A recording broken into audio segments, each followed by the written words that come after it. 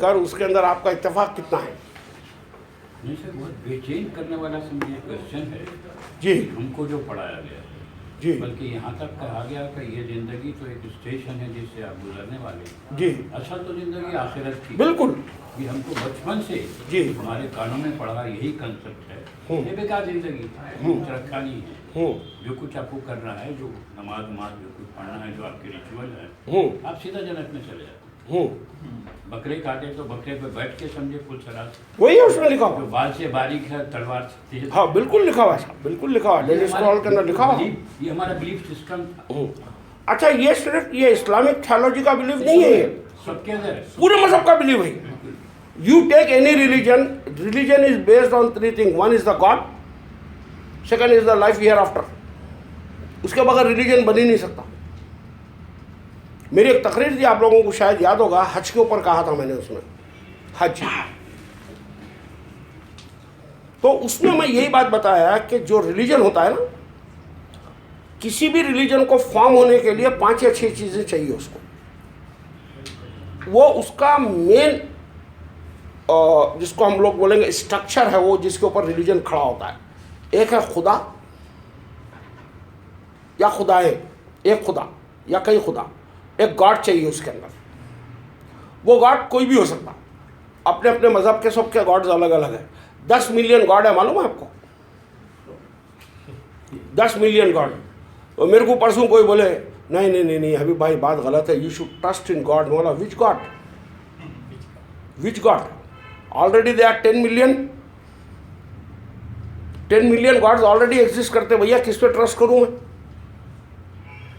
वो हमारे एक दोस्त है, ग्रेनाइट का एक्सपोर्टर है, उन्होंने कंकर रविंदर रेड्डी बोल के, बहुत अच्छा आदमी है, भोला भाला आदमी है, बहुत मज़े का आदमी है। और एक दिन कुछ काम से मैं ऑफिस गया, तो टेबल के ऊपर नूर भाई एक लंबी एक ट्रे रखी हुई है, उसके पीछे पूरे वो कहीं से इम्पोर्टेड ट्रे है, वो उसमें 40-50 फोटोआँ स्टैचुआँ वो सब रखे हुए हैं।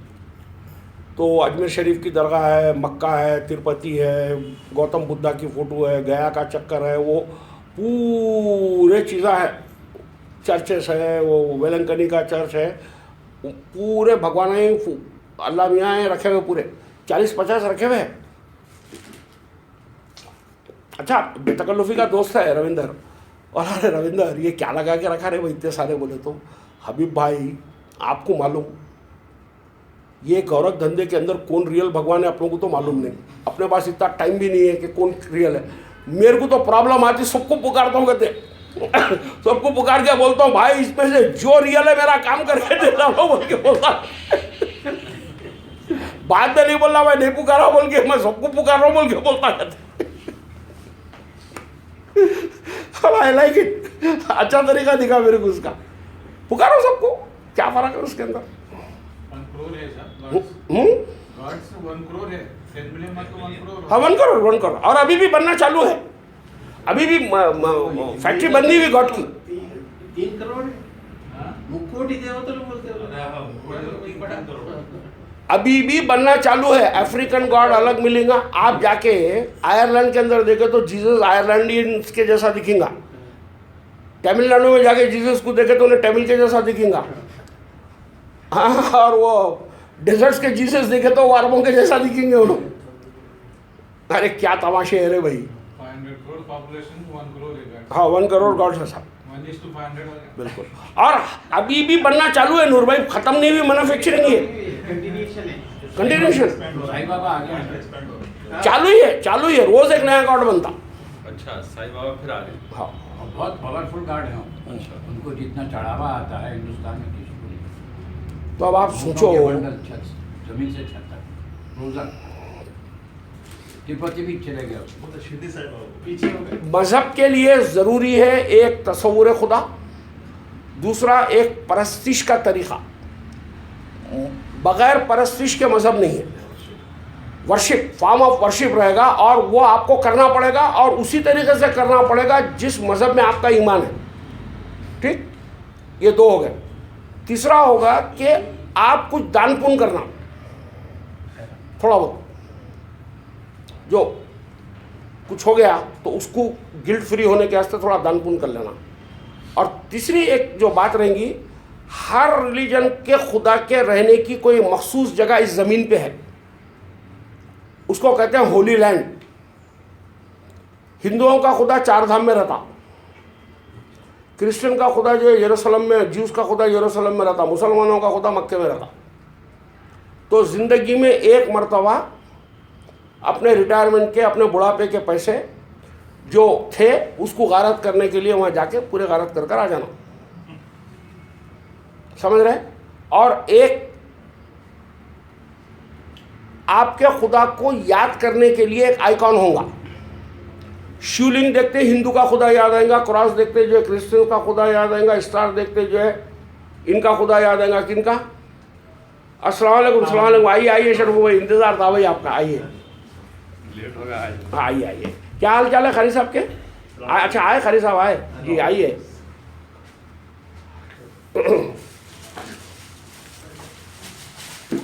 और 5वीं चीज होगी कि मौत के बाद की एक जिंदगी का तस्वुर। यह पूरा ढांचा है हर मजहब का, इसके अलावा मजहब बन नहीं सकता आपका। और हर आदमी को जरूरी है कि मरने से पहले क्या बोलते हैं उसको, मोक्ष पाए। मोक्ष, मोक्ष, साल्वेशन। हमारे पास नजात है, वहाँ मोक्ष है, कहीं वो है, और उसके लिए कई तरीके रहेंगे, उसके रिचुअलिस्टिक वेज होंगे जिसको आपको करना पड़ेगा। आप सोचिए, कुरान को देखने से मालूम पड़ता है कुरान के अंदर जो इंसान है बड़ा हैरत अंगेज है। कुरान का इंसान कैद में नहीं है, आज़ाद है, चाहे वो ईमान लाए या कुफ्र करे। कुरान में अल्लाह ताला बातें हमको बताता है, रब्बुल आलमीन हमको सिखाता है, सिखाकर खामोश ठहर जाता है, आपको फोर्स नहीं करता कि इसको तुम एक्सेप्ट करो। 700 से ज़्यादा कुरान की आयतें हैं जिसमें इंसान को बोला गया कि तुम अपनी अक्ल का इस्तेमाल करो। क्या बोलते, ताखलून, क्या अपनी अक्ल का इस्तेमाल नहीं करते? क्या तुम गौर नहीं करते? क्या तुम सोचते नहीं? क्या तुम देखते नहीं? तो यानी जो सबसे बड़ी बात जो मजहब में होती है, मजहब पाबंद करता है, कुरान पाबंद नहीं कर रही है। कुरान आपको बताती है कि क्या चीज़ आपके लिए गलत है, कुरान आपको बताती है कि क्या चीज़ आपके लिए सही है। सही और गलत के दोनों चीज़ों को बताकर आपसे कहती है कि अब आप अपना फैसला क्या बनाना चाहते बनो। यानी आप ये सोचिए इस बात को, ये रब की मेहरबानी को सोचिए कि उसने इंसान जैसी चीज़ को इतनी बड़ी लिबर्टी दी है कि वो अपना फैसला खुद करे। भाई हर फैसला आप अपना खुद करते हैं, करते नहीं करते? फिर मजहब में आपका कोई फैसला नहीं है। अगर ख्वाब में तलाक बोल दिया तो तलाक हो जा रहा है वो बीवी का, बेचारी का। वो उड़ीसा के अंदर तलाक करा दिया उसका नूरानी भाई, ख्वाब में भाया कहते उन्हें जाके मौलवी को पूछा कहते बेचारा, तलाक करा के हलाला करा दिया उसका। समझ रहे हैं आप? अरे की माँ के चोरा मारे उस्ताद, ये लोगों के पैजामे उतार के मारूंगा मैं लोगों, सही बोल रहा हूँ मैं तो बजाने वाला हूँ बाजा, क्योंकि मेरा खुद बाजा बजने वाला है लोगों की तरफ से, इससे पहले बजा दे तो इनका। तो अब आप सोचिए ये किताब में कितनी लिबर्टी है, कितनी ज़्यादा एम्फसाइज है कि अक्लों का इस्तेमाल हो, चीज़ों को समझ कर जाने, चीज़ों को समझे। भाई चीज़ें समझी कहाँ जाएगी, चीज़ें जानी कहाँ जाएगी? चीज़ सही है या गलत है कौन इस्टेब्लिश करेगा? आप करेंगे। आपके बदले का काम मैं नहीं कर सकता, हर इंडिविजुअल करेगा। तो आज मैं आप लोगों के सामने जो अपनी बात रखना चाह रहा हूँ, तो कितने मिनट आ गए? तो आज की जो टॉपिक है जिस पे मैं आप लोगों से कहूँगा, क्योंकि कई दिनों से, कई इतवारों से कुछ सूरों के ऊपर बात नहीं हो रही थी। शर्मू भाई आपको हाजी साहब के हाफिज साहब के बाजू आ जाइए आप। ताकि एक भूले तो दूसरा याद दिला दे उसको। अच्छा, एक ज़िमनी बात मैं आपसे करूँगा, कल से मेरे दिमाग में चल रही है। मैं क्रिस्टोफर हेथिन को सुन रहा था, तो वो कुरान की वो आयत निकाल के बताता कि कुरान में औरतों को हक नहीं दिया गया, वो मर्द से आधा है। वो फेवरेट आयत है क्रिश्चियन एंटी करने वालों की। और उसमें यह बताया गया कि औरत की गवाही 2 होनी चाहिए, मर्द की 1 होनी चाहिए। शायद सूरह बकर की 282 के अंदर ये बात कही गई है। तो हमारे मुतरजिम ये कहते हैं कि अगर एक भूल जाए तो वो दूसरी याद दिलाए उसको। निकालिए 282 बकर की। हाँ,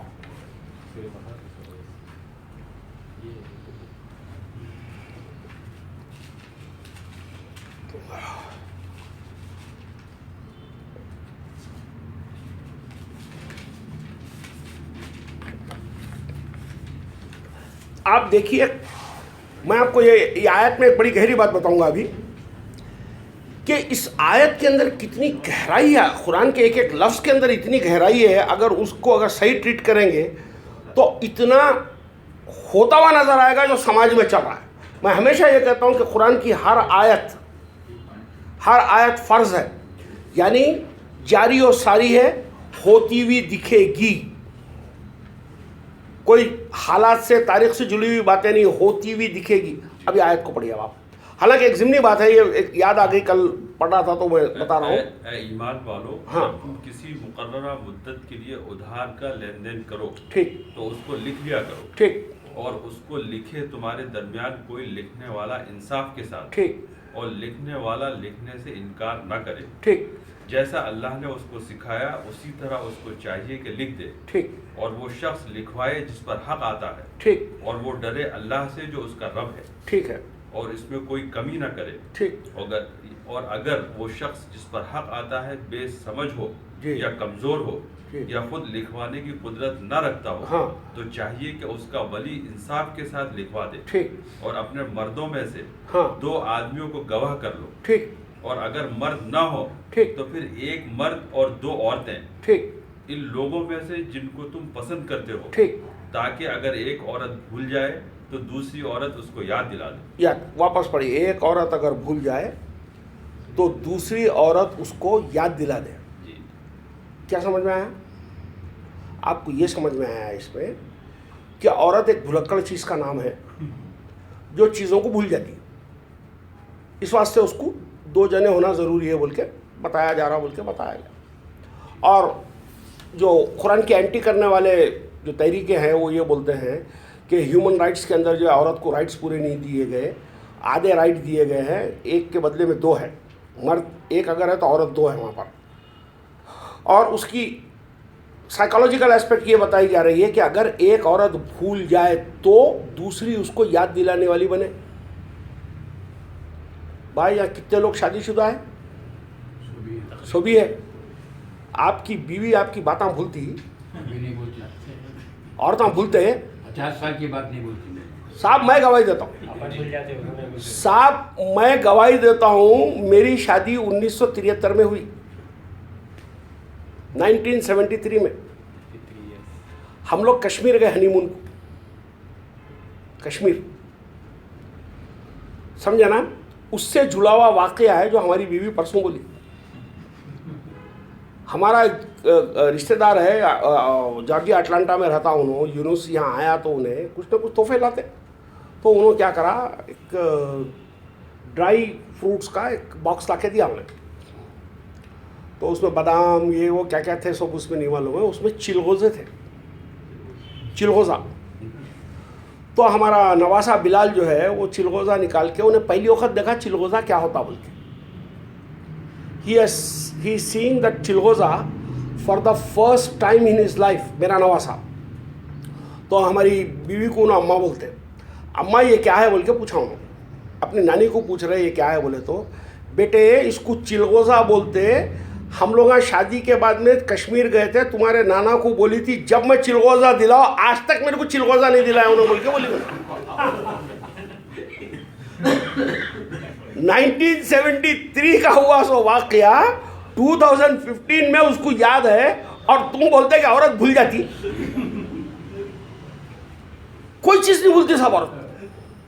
आप भूल जाएंगे, आप काम हो गया, कुछ बोल दिए, गुस्से में कुछ बोल दिए, आप गुस्से में भी उसको क्या बोले थे 20 साल के बाद में भी याद रहता सब उसको। यह औरत बहुत खतरनाक चीज़ का नाम है। अब आप देखिए इस आयत में अरबी में पढ़ी हाजी साहब कि वो एक भूल जाए, शहादा वाली बात। ज़ालिकुम अक़सतु इंदल्लाहि व अक़वमु लिश्शहादा व अदना अल्ला तर्ताबु इल्ला अन तकूना तिजारतन हाज़िरतन तुदीरुनहा बैनकुम। नहीं वो नहीं, जो एक औरत अगर भूल जाए, रिजाल के बाद का लफ्ज़ आएगा। अमरातुन हाँ, ये है फ़इल्लम यकुना रजुलन। अस्सलाम वालेकुम, अस्सलाम वालेकुम, आइए बस भाई, आइए। फ़रजुलु वम्रअतानि मिम्मन तरज़ौना मिनश्शुहदा अन तज़िल्ल इहदाहुमा फ़तुज़क्किरा इहदाहुमल उख़रा। हाँ, ये है। नहीं, वो जो भूल जाए के लिए क्या लफ्ज़ आया?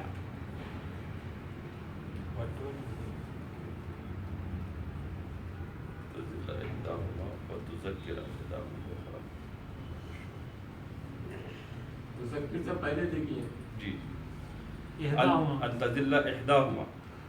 अहदाहुमा जी हिदायत से बना हुआ लफ्ज़ है। जी एहदा, यानी इसमें कितनी प्रैक्टिकल बात कही गई है, आप गौर कीजिए। ये भूलने भुलाने की बात नहीं हो रही है, ये भूलने भुलाने की बात नहीं हो रही।